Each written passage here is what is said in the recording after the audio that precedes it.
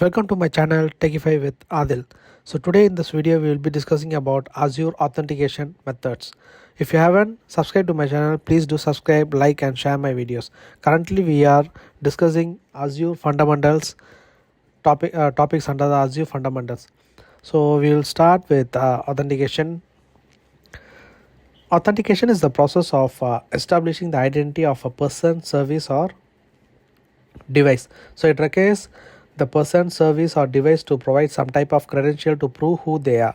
So authentication is like presenting ID when you are traveling. So it doesn't confirm that you are ticketed, it just proves that you are who you say you are.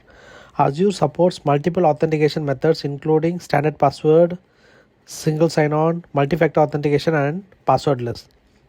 For the longest time, security and convenience seem to be at odds with each other.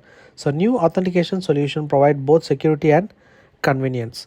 So notice passwordless authentication is high security and high convenience, while passwords on their own are low security but high convenience. So here in the diagram we can see the chart between conveniency and security.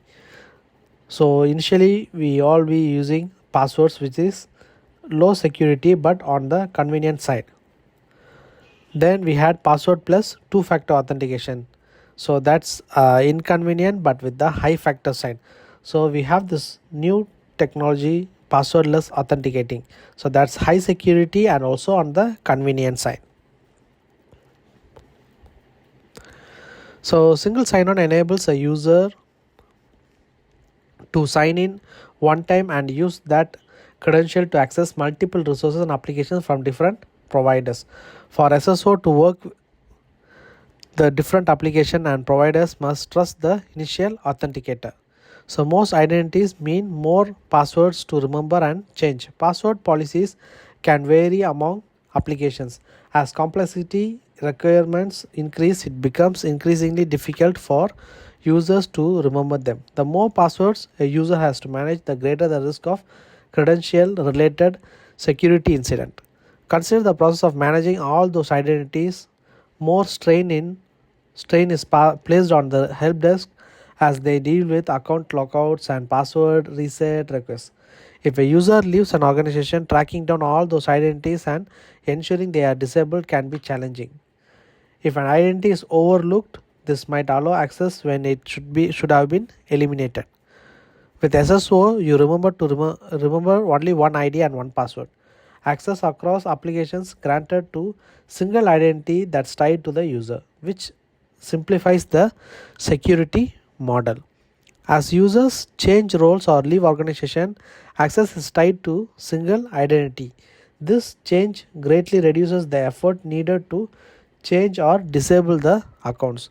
Using SSO for accounts make it easier for users to manage their identity and IT to manage users. So when using SSO, normally you would have experience when you're logging into some site or online application in the browser with your username password, and you're going to access another application or another portal, it will auto login to that application which is based on the previous logged in. So it means the site is supported with SSO. Say example, you have been set up SSO with your Windows ID, which is if it is in domain, it's going to be the Active Directory's authentication. So if that is tied to your application and your application trusts this username and password, then the Windows ID can be used to log into the application. So you do not maintain a separate username password for the application. So by having this, we can easily log into the applications without no need to keep multiple username passwords, because when starting to have multiple username passwords, the security on the passwords is going to reduce, because we cannot have complexity of passwords for every site. And as the last point says, like when there is a change of user, like if user leaving the organization, we need to delete the IDs. It's easy if you have lesser number of accounts, so easy to we don't miss out any ID. And also when the user changing to another department or another branch of the company, then it's just tied to your ID, so it's easy to manage as well. Next is multi-factor authentication. So we say MFA. Multi-factor authentication is the process of prompting a user for an extra form or factor of identification during the sign-in process. So MFA helps the protect against the password compromise in situations where password was compromised but the second factor wasn't. So after entering your username password, have you ever needed to enter a code that was sent to your phone? Yes, then that's a multi-factor authentication. So normally when you're signing into your Gmail, you can set up multi-factor authentication there. When you're signing into your Outlook, or when you're signing into your Microsoft accounts, you can set up multi-factor authentication using a Microsoft Authenticator app. So when you try to sign in, your Authenticator will give you a code to key in. Then that code, once keyed in, then you will be able to log in. So in this part, even if your password is compromised, still you will be using your Authenticator app, which is not compromised. Then other people cannot use your account to log in with just the password. Multi-factor authentication provides additional security for your identities by requiring two or more elements to fully authenticate. These elements fall into three categories. So something the user knows, that might be a question. Something the user has, that might be a code that's sent to user's phone.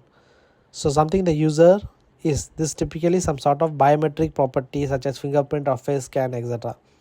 So multi-factor authentication increases identity security by limiting the impact of credential exposure. With MFA enabled, an attacker who has the user's password would also need to have possession of their phone or their fingerprint to fully authenticate, which makes it tough for the other person to hack it.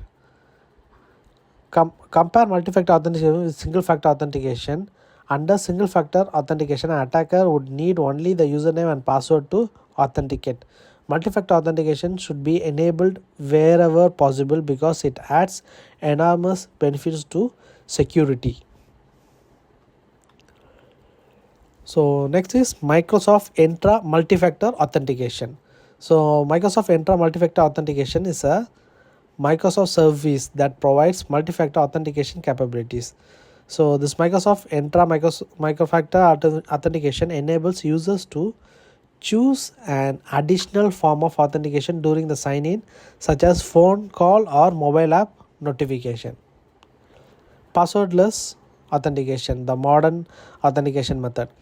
Features like MFA are a great way to secure your organization, but users often get frustrated with the additional security layer on top of having to remember their passwords. So people are more likely to comply when it's easy and convenient to do so. Passwordless authentication methods are more convenient because the password is removed and replaced with something you have plus something you are or something you know, which is very close, because maybe the password can be easily compromised because it's just we are creating something out of our owningness. But the passwordless authentication is mostly based on what we have or what we are or with something we know. So passwordless authentication needs to be set up on a device before it can work. For example, your computer is something you have. So once it's being registered or enrolled, Azure now knows that it's associated with you. Now that computer is known, once you provide something, you are like a PIN, fingerprint, like Face ID or your voice recognition, something like that. So each organization has different needs when it comes to authentication.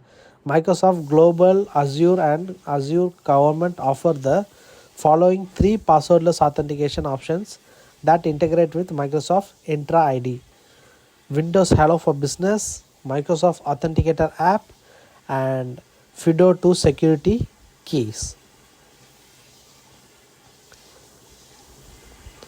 So the Windows Hello for Business. So Windows Hello for Business is ideal for information workers that have their own designated Windows PC. So the biometric and PIN credentials are directly tied to the user's PC, which prevents access from anyone other than the owner. With public key infrastructure (PKI) integration and built-in support for SSO, Windows Hello for Business provides a convenient method for seamlessly accessing corporate resources on premises and in the cloud also. So next is the Authenticator app. So you can also allow your employee's phone to become the passwordless authentication method. You may already be using the Microsoft Authenticator app as a convenient multi-factor authentication option in addition to password. You can also use the Authenticator app as a passwordless option. The Authenticator app turns any iOS or Android phone into a strong passwordless credential. Users can sign into any platform or browser by getting a notification to their phone matching the number displayed on the screen to the one on their phone, and then using their biometric or PIN to confirm. Then FIDO security keys. So fast identity online, that's FIDO. Alliance helps to promote open authentication standards and reduce the use of passwords as a form of authentication. So FIDO 2 is the latest standard and that incorporates the web authentication standard. FIDO 2 security keys are an unphishable standards based passwordless authentication method and can come in any form factor. Fast identity online, that's FIDO, is an open standard for passwordless authentication. So FIDO allows users and organizations to leverage the standard to sign into their resources without username or password by using external security key or a platform built into a device. So users can register and then select FIDO 2 security key at the sign-in interface at their main means of authentication.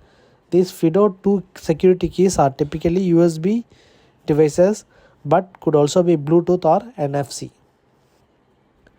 With a hardware device that handles the authentication, the security of an account is increased as there's no password that could be exposed to or guessed. That's very important thing, like even some users password just can guess and log into. So all these kinds can be avoided when we are going for this passwordless authentication.